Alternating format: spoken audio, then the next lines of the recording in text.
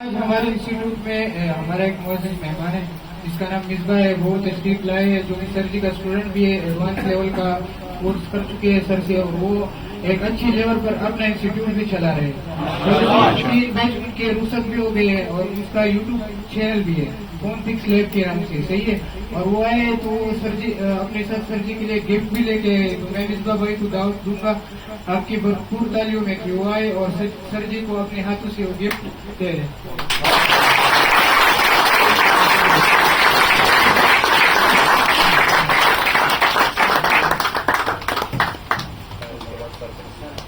अच्छा, अभी मैं सर जी को दावत दूंगा कि वो आए और वो अपना गिफ्ट रिसीव करें।